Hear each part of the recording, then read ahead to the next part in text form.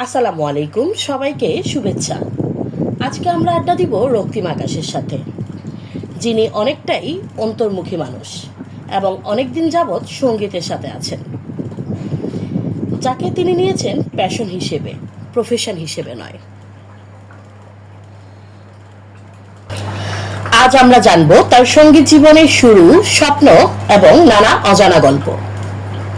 কেমন আছেন রক্তিম আকাশ? ভালো আছি। আপনি কেমন আছেন? আলহামদুলিল্লাহ, ভালো আছি।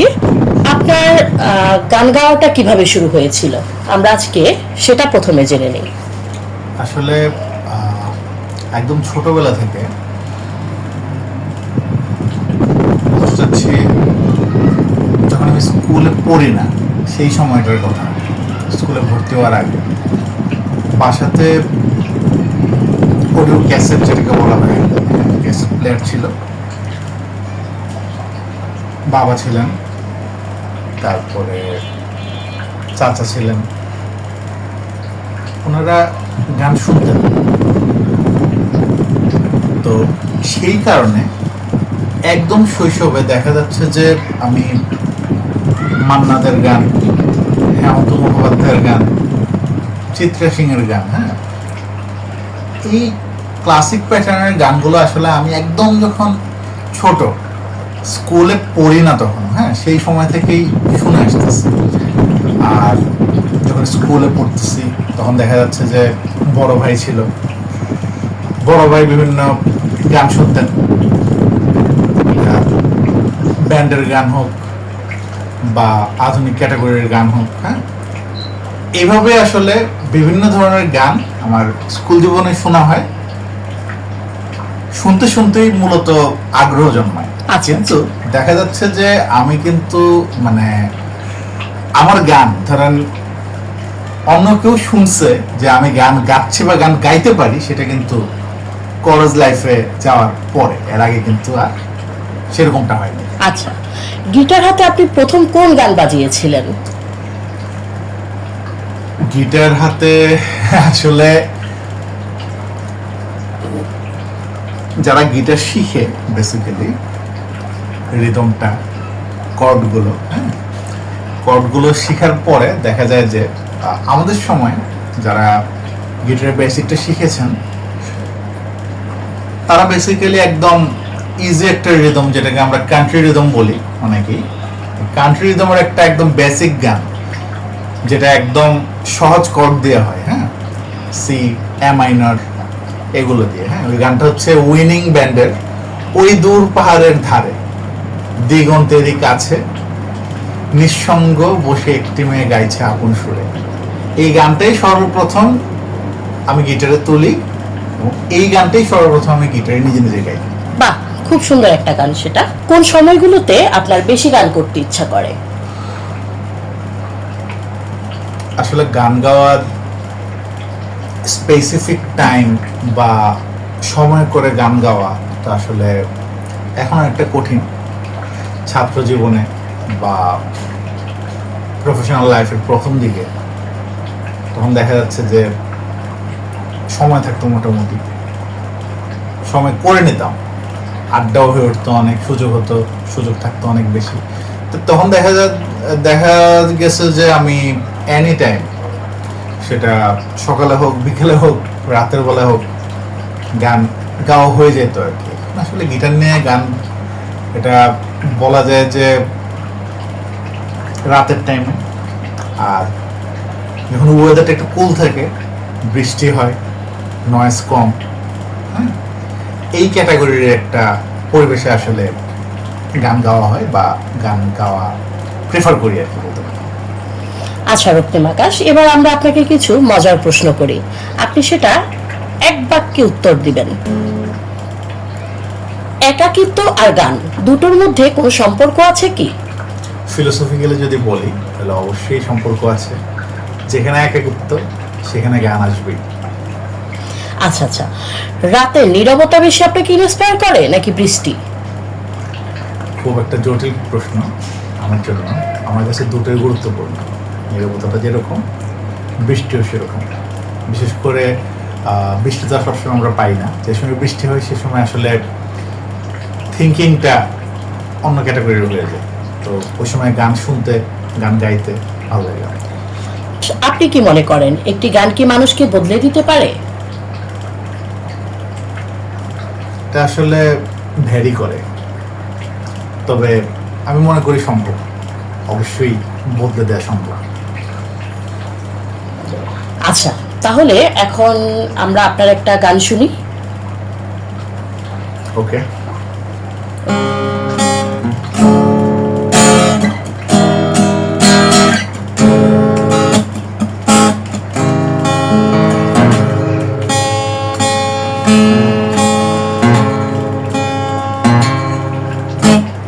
অন্ধকার ঘরে কাগজের টুকরো ছিঁড়ে কেটে যায় আমার সময়।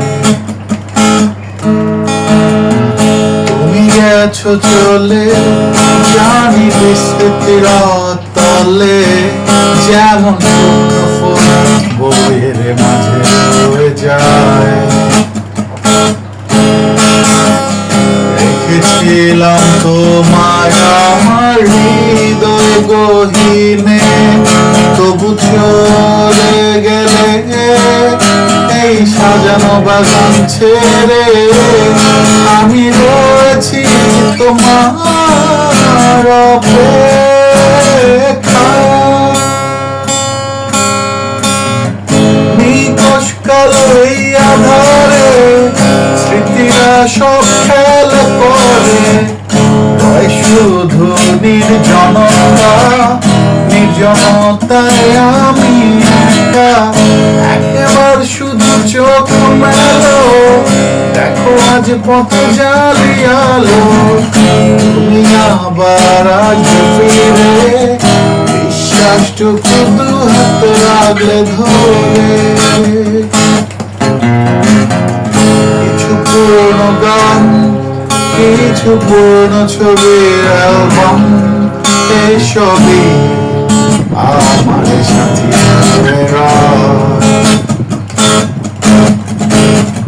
কাকে ডাকা পরে যখন সূর্য ঢুকে ঘরে, কালো পর্দা বাতাসে সরে যায়। আমার এই জগৎ বড় আগলে রাখে আমায়, তবু মাঝে মাঝে মনে হয় মৃত্যুই কি শ্রেয় নয়। আমি রয়েছি তোমার অপেক্ষায়।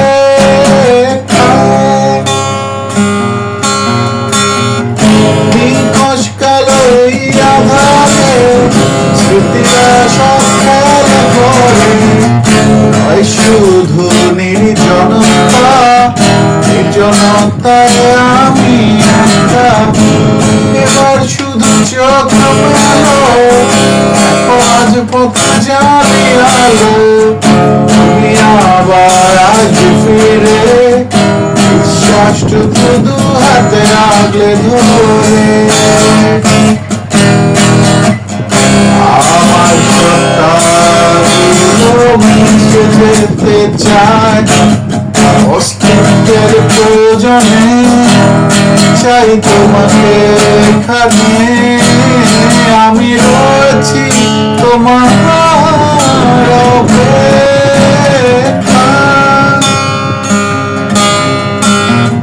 নিকশ কালো এই আধারে স্মৃতিরা সব খেলা করে, হয় শুধু নির্জনতা, নির্জনতায় আমি একা। এবার শুধু চোখ মেলো, দেখো আজ পথ জ্বালিয়ালো। তুমি আবার আসবে ফিরে, বিশ্বাসটুকু দু হাতে আগলে ধরে।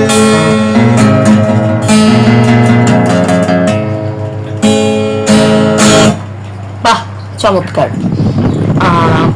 এখন কিছু প্রশ্ন করি আপনাকে। জি।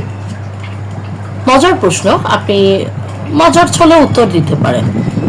আপনি আপনি তো স্টেজ পারফর্ম করেছেন অবশ্যই, স্টেজে ওঠার আগে নার্ভাস হয়েছিলেন কি?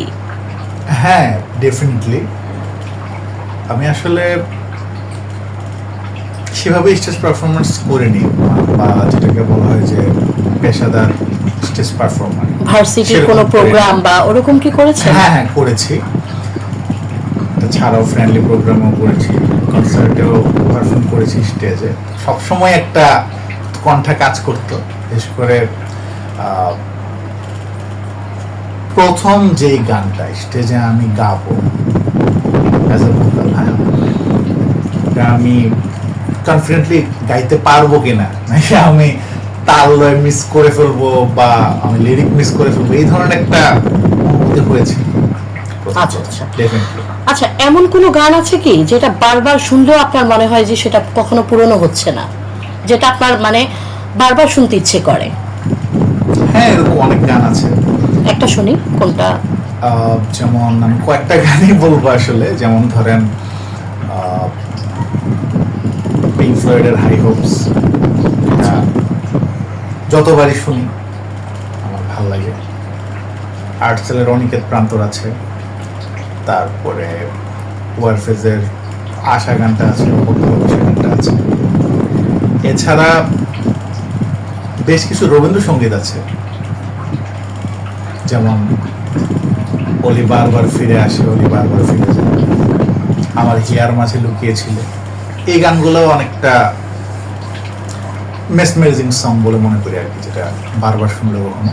আচ্ছা, আপনার কি মনে হয় কিছু অনুভূতি কি শুধু গানেই প্রকাশ করা যায়? আই থিঙ্ক সো, আমার এরকমটাই মনে হয়।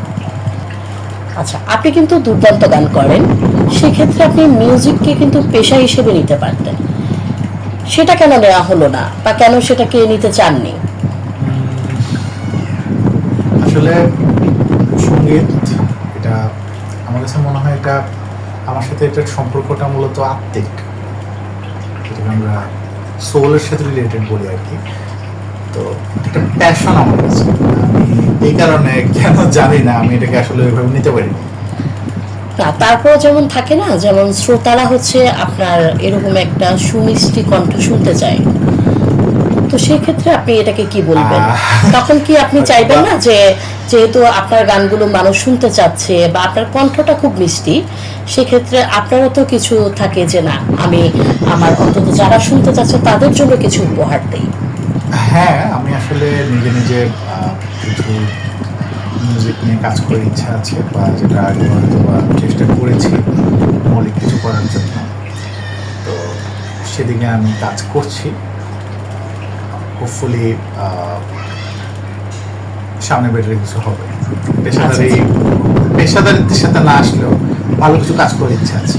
আচ্ছা, তাহলে আমরা সবাই অপেক্ষায় থাকলাম সেটার জন্য। জি, sure. আর আপনার নিজের লেখা এবং সুর করা একটা মৌলিক গান আছে যেটা আমরা জানি, তো আজকে তাহলে আপনার সুর করা আর মৌলিক গানটা আমরা শুনবো।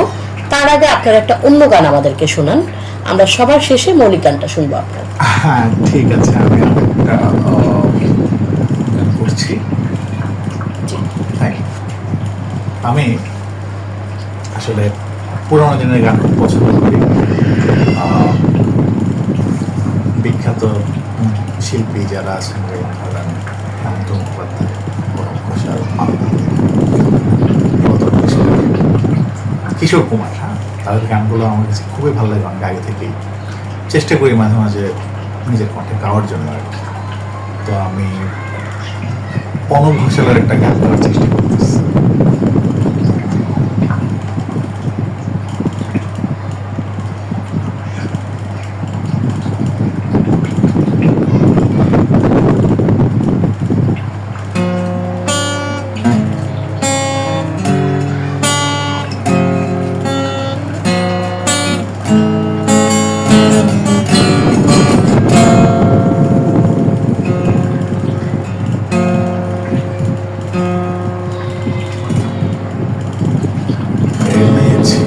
আমার শত জনমের প্রেম আখি চলে গাথা মালা, ওগো সুদূরিকা আজও কি হবে না শেষ তোমারে চাওয়ার পালা। এনেছি আমার শত জনমের প্রেম, আখি জলে গাথা মালা। সুদূরিতা আজও কি হবে না শেষ তোমারে চাওয়ার পালা।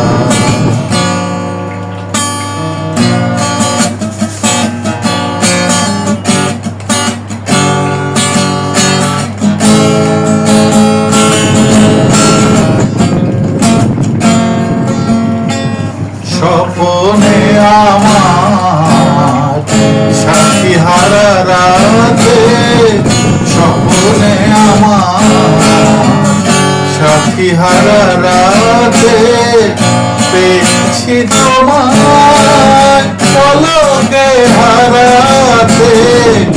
তোমারে খুঁজিতে যে দীপ জ্বেলেছি বিফল সিঁড়ি জ্বালা।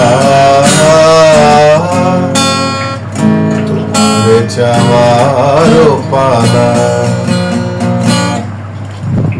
এনেছি আমার শত জনমের প্রেম, আখি জলে গাথা মালা।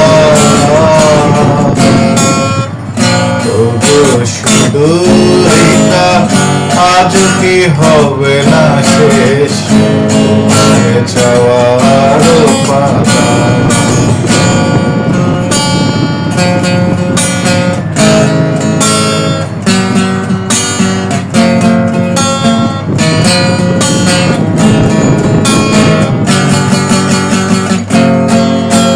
মনে মনে তবু স্বপ্ন বাসর করি,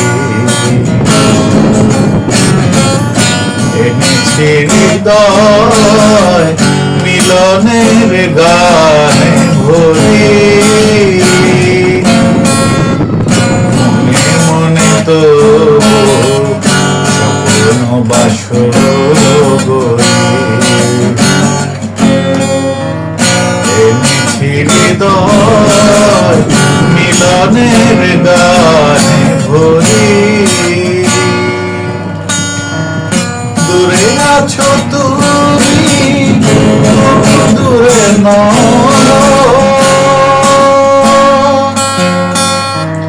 সরম সুধার করেছ বিরহ।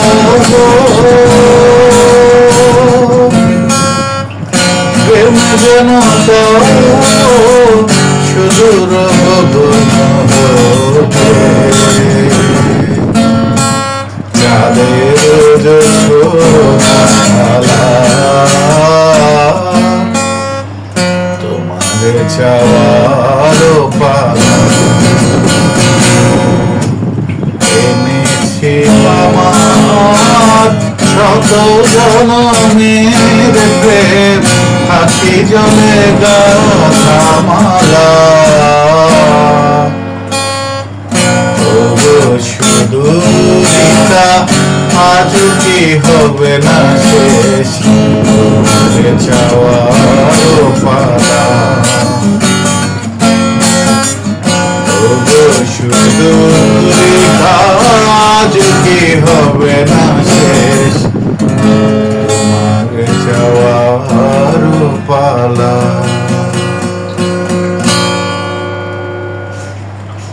বাহ, আমরা আরেকটি দুর্দান্ত গান শুনে নিলাম। আচ্ছা, রক্তিম আকাশকে যদি এক লাইনে নিজেকে ডিসক্রাইব করতে বলা হয়, সে কিভাবে করবে? এক লাইনে নিজেকে যদি ডিসক্রাইব করতে হয় তা আসলে অনেক কঠিন। এক লাইনে ডিসক্রাইব করতে হয় তাহলে আমাকে বলতে হবে সত্যান্বেষী একজন ছাত্র যে সত্য অন্বেষণ করতেছে। আপনার নিজের লেখা সুর করা একটি মৌলিক গান আছে, তো সেই গানটি শোনার মাধ্যমে আমরা আজকে আমাদের আড্ডা শেষ করব।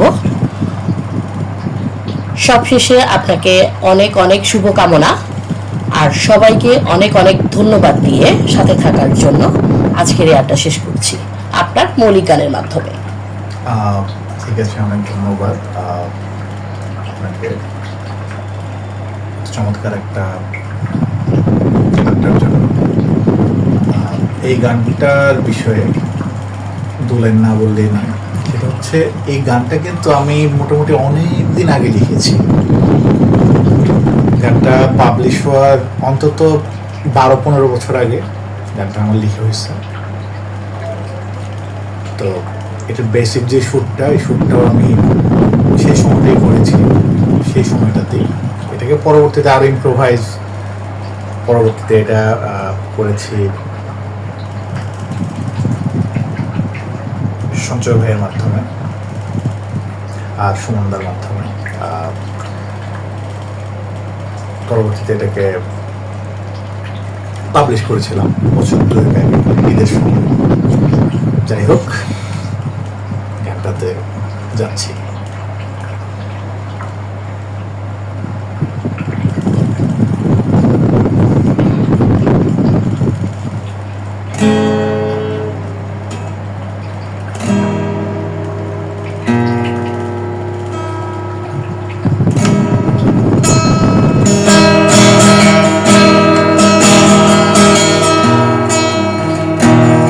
যাবে চলে তবু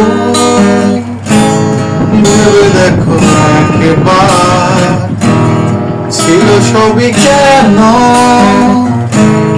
ভুল হয় বারে বার।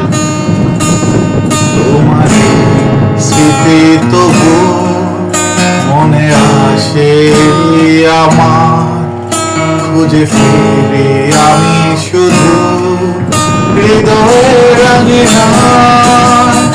যাবে চলে তবু ভেবে দেখো একবার, ছিল সবই কেন ভুল হয় বারে বার।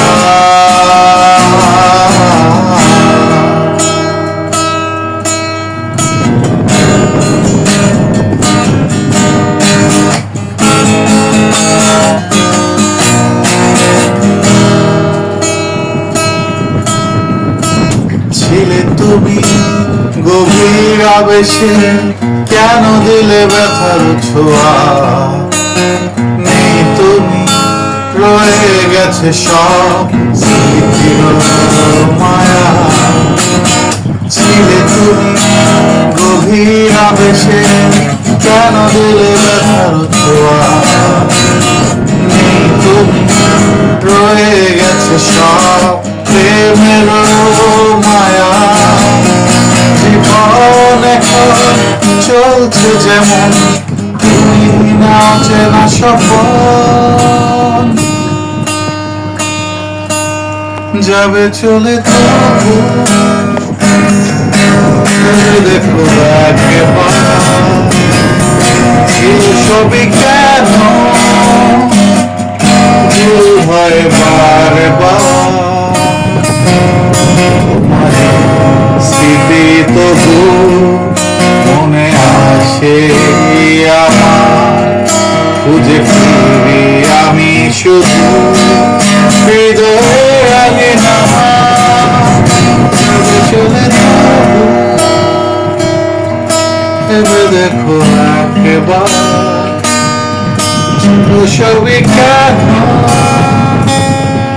ভুল হয় বারে বার।